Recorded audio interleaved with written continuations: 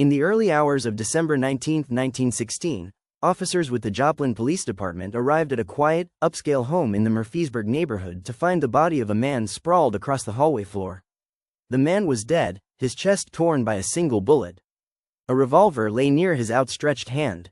The parlor was intact, the furnishings untouched. The safe had not been opened, valuables lay undisturbed, and the only thing missing was the killer.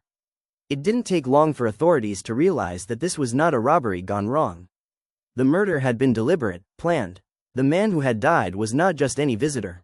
He was Samuel C. Davis, a wealthy oilman and land speculator from Tulsa, Oklahoma. And his death would ignite one of the most enduring unsolved mysteries in Missouri's history.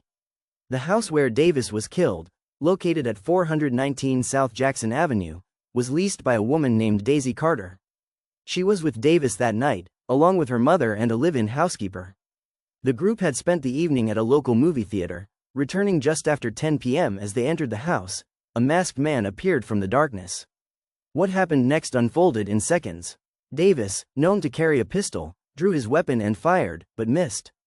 The intruder shot back. One bullet struck Davis in the chest, felling him instantly.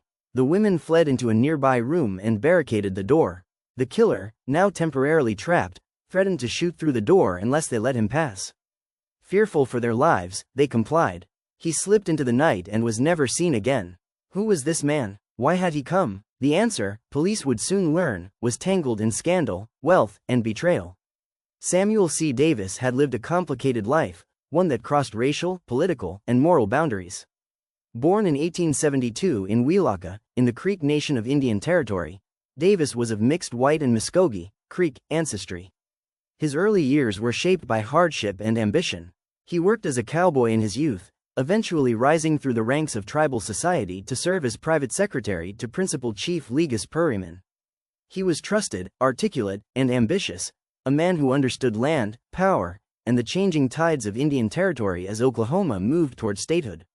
By the time he moved to Tulsa in the early 1900s, Davis had reinvented himself as a businessman. He was deeply involved in oil speculation and real estate, particularly in the complex web of Creek land allotments. As a mixed-blood Creek citizen, Davis had access to opportunities that others did not. He purchased and brokered land deals, sometimes ethically, sometimes not, leveraging insider knowledge and relationships to build a considerable fortune. He also carved out a respectable social profile in Tulsa. He joined the First Christian Church, taught Sunday school, and married Ethel Riley, a well-connected woman who helped secure his place among Tulsa's emerging elite. Together they had a daughter, Marjorie, who would later marry the son of Tulsa's mayor. At his height, Davis was seen as a model of moral and financial success. But that image began to erode in early 1916, when whispers of an affair began to circulate. The woman at the center was Daisy S. Carter, a striking divorcee who had arrived in Tulsa from Kansas or Missouri. Carter had already been married and divorced multiple times by the age of 30, and rumors followed her wherever she went. A former professional swimmer, she carried herself with poise and independence. Her relationship with Davis began when she approached him for a business loan. By spring, they were romantically involved. Davis was smitten. He purchased a home for Daisy in Tulsa, reportedly at 122.5 East 2nd Street, and began spending large sums of money on her. Jewelry, furniture, travel, no expense was spared. His obsession became public, and soon, scandal erupted. His wife Ethel responded not only with divorce papers but with a rare and dramatic legal maneuver. She filed criminal charges of adultery against both Davis and Carter, as Oklahoma law at the time permitted. In May 1916, a preliminary hearing was held. The courtroom overflowed with spectators eager for the sordid details, which included testimony from private detectives, household staff, and hired witnesses. The accusations were explicit enough that local newspapers refused to print the testimony in full. Davis and Carter were bound over for trial. Tulsa society recoiled. Davis's reputation collapsed. He resigned from his church positions. Former business allies distanced themselves. Though still wealthy, he was now a pariah in the very city that had once celebrated him. Daisy Carter, meanwhile, bore the brunt of public scorn. She was branded a seductress and a homewrecker. But neither she nor Davis relented. Their bond appeared to grow stronger in the face of scandal. That summer, Davis even took Daisy, along with his daughter Marjorie and her husband Hugh Simmons, on a vacation to Colorado. The group stayed together at a mountain resort, further fueling rumors that Davis intended to marry Daisy once the divorce from Ethel was finalized. Behind the scenes, legal maneuvers continued. Ethel eventually agreed to drop the adultery charges in exchange for a settlement, $84,000 in cash and property, a staggering amount at the time. Davis paid it, though it gutted a significant portion of his liquid wealth. He also filed a lawsuit in Neosho, Missouri, over an earlier incident where he and Daisy had been arrested during a surprise raid arranged by Ethel. Though the charges were dropped, Davis claimed defamation and wrongful arrest, and the case remained unresolved at the time of his death. By fall of 1916, Davis was dividing his time between Tulsa and Joplin. In September or October, he leased a home for Daisy at 419 South Jackson Avenue, a two-story residence in the Murfreesburg district. The house had originally been built for the gardener of Charles Schifferdecker, one of Joplin's most prominent beer magnates. It was modest by Davis's standards, but private and comfortable. Daisy moved in, accompanied by her mother and a housemaid. Davis visited often, sometimes staying for days at a time. They were making plans to marry. The scandal in Tulsa had cooled slightly, and he hoped to begin anew, quietly, perhaps even with dignity. But someone did not want that future to happen. On the night of December 18th, the day before his planned return to Tulsa, Davis and the women went out to the theater. They returned home just after 10. The lights were off. The parlor was silent. Davis entered first. Then, from the darkness, a man appeared, a masked figure, armed, deliberate. The details, according to surviving witnesses, were harrowing. Davis tried to draw his gun. He missed. The intruder did not. A single shot echoed through the hall. Davis fell. The women screamed. They barricaded the door to the room where the killer stood, thinking they had trapped him. But he threatened to shoot again, and they relented. He escaped. Within hours, the Joplin police arrived. They examined the scene. Davis's body was cold. The valuables in the house, jewelry, cash, his gold watch, were untouched. There was no sign of forced entry. No evidence of theft. The motive, they concluded, was not robbery. It was personal. Someone had come to kill Samuel C. Davis and nothing more. The investigation began immediately. Davis's body was transported to Neosho for autopsy. An inquest confirmed death by gunshot, with death occurring within minutes. Meanwhile, detectives began questioning the women, searching for clues, and reaching out to authorities in Tulsa. News of the murder broke the next morning. By noon, the Joplin Globe and Tulsa Daily World were running headlines. Wealthy Tulsa oilman slain in Joplin residence. By the end of the day, the case had captured regional attention. The details, affair, scandal, money, murder, were irresistible. As the media storm grew, two familiar names were summoned: Detective Ed Egan and attorney Pat Malloy, the very men who had brought justice in the infamous Reuter murder case 4 years earlier. In that case, Tulsa attorney Charles T. Reuter had been gunned down in his home. Investigations revealed that his wife and two hired accomplices had conspired to kill him. Malloy led the prosecution. Egan unearthed the conspiracy. The public now hoped they could do the same in the Davis case. The similarities were undeniable. A wealthy man, a domestic scandal, a masked killer, a web of possible motives. And yet, as Egan and Malloy dove into the case, they encountered only dead ends. They explored Davis's business dealings, looking for disgruntled partners or rival speculators. They examined the inheritance. Because Davis had died without a will, the entire estate, valued at over $200,000, would go to Ethel, not Daisy. Was the motive financial? Had someone feared losing access to the fortune? The theory seemed plausible, but nothing could be proven. They also investigated Daisy's past. She had been married multiple times. Could a jealous ex-husband have tracked her to Joplin? Could Davis have become a target because of her history? Again, the leads went nowhere. Witnesses recalled nothing. There were no letters, no threats, no evidence left behind. The idea of a hired killer took hold. The killer had waited over 30 minutes in silence. He knew when Davis would return. He had a mask, a weapon, and a plan. But if someone had been paid to do the job, they had covered their tracks completely. Egan later told colleagues that he had suspicions, but no proof. Malloy, ever more discreet, simply called the case a knot that wouldn't untangle. Theories flooded the streets. That Ethel had arranged the killing to prevent the marriage, that a business rival wanted Davis eliminated, that the murder was revenge for a creek land dispute long buried. Others whispered darker possibilities, political motives, family secrets, or jealous lovers whose names had never come to light. In time, those theories would take on a life of their own. But in early 1917, with no arrests, no weapon, and no suspect, the case slowed. The headlines faded. Daisy Carter disappeared from Joplin. The house on South Jackson was vacated. The body was buried, and the question remained, who killed Samuel C. Davis? As the investigation faltered and the newspapers turned to other headlines, the life of Samuel C. Davis unraveled in the quiet machinery of probate court. Though he had spent his final year estranged from his wife and devoted to Daisy Carter, Samuel died without a will. His estate, estimated at $200,000, was vast, consisting of oil interests, land parcels from his dealings in the Creek Nation, real estate in Tulsa, and other business assets accumulated during his rise from cowboy to capitalist. By the letter of the law, the fortune passed to his legal widow, Ethel Riley Davis. Their divorce, while financially and emotionally complete, had not been finalized in the courts at the time of Samuel's death.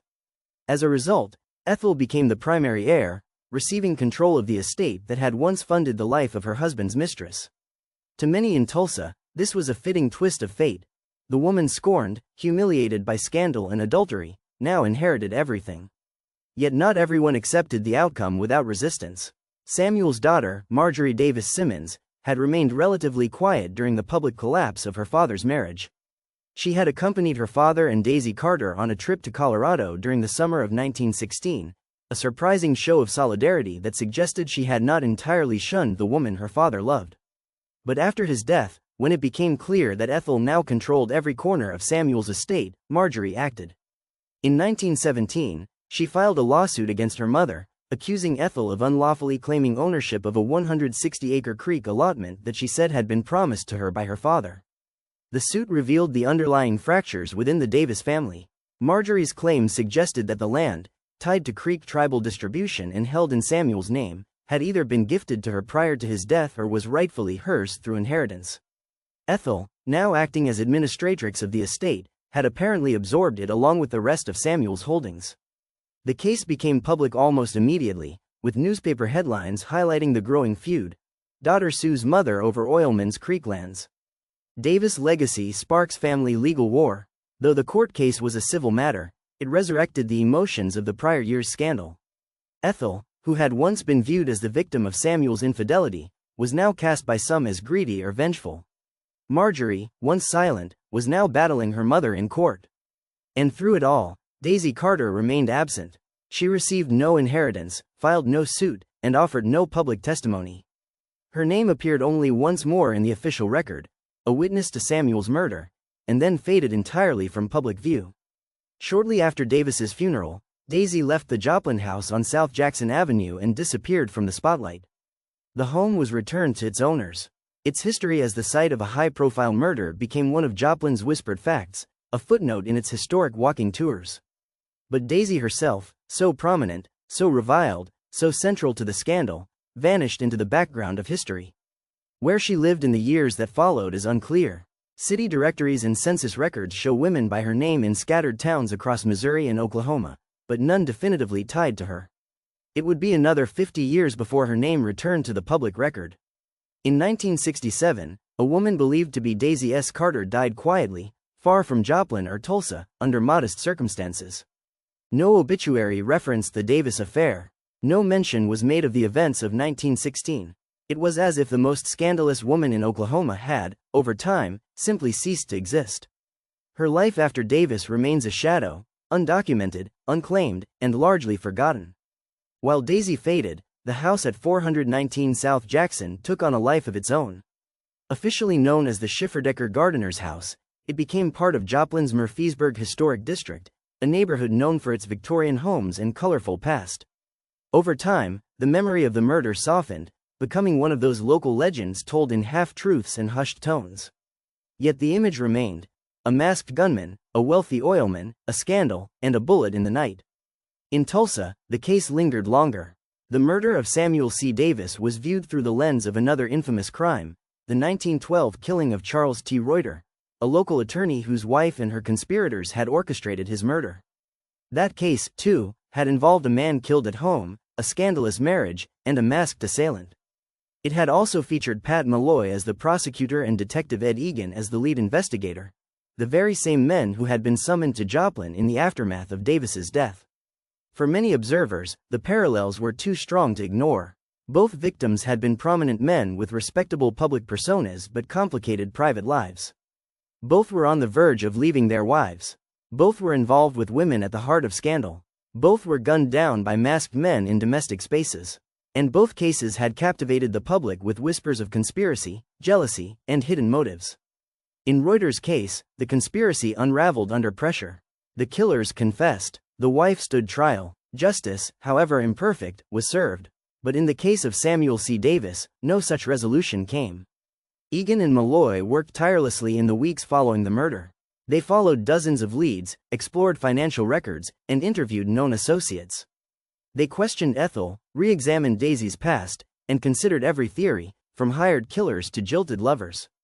And yet, they produced no arrests, no indictments, no definitive explanation. Malloy would later call the case unfinished. Egan, when asked years later, said only, "I think I know, but I can't prove it." As time passed, the case grew cold. Files were moved into archives. Witnesses aged and passed away.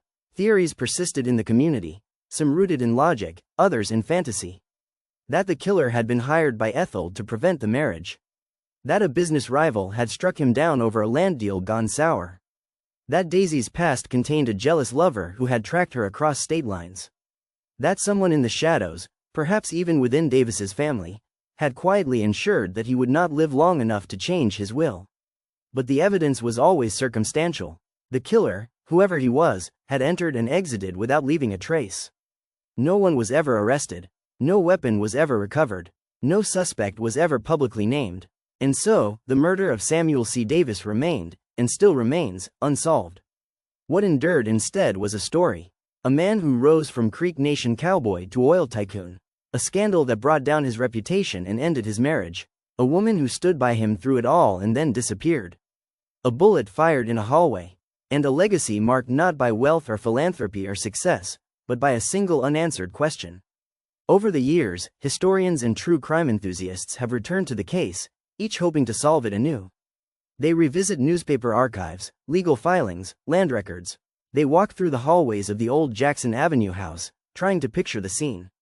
They chase rumors, parse conflicting timelines, and search for documents long lost to time. But the truth, if it was ever written down, has not survived. What has survived is the haunting presence of the case itself. In Joplin, the house is listed among the city's architectural treasures, but with a footnote, that it once hosted a crime that shocked 2 states. In Tulsa, the name Davis still occasionally appears in histories of the city's early land speculators, though always with an asterisk. In both places, his story is told quietly, usually with the caveat that no one really knows what happened. Samuel C. Davis was a man of contradictions, Creek and white, devout and adulterous, generous and ruthless. He built a fortune, then lost his reputation. He followed love, then lost his life. His story, suspended forever in the half-light of scandal and tragedy, is a reminder that not all endings are neat. That justice is not always served. That some doors close with no one on the other side. More than a century later, the question still echoes. Who waited for him in the shadows of South Jackson Avenue? And why? The answer may never come. But the story endures, not because it has an ending, but because it doesn't.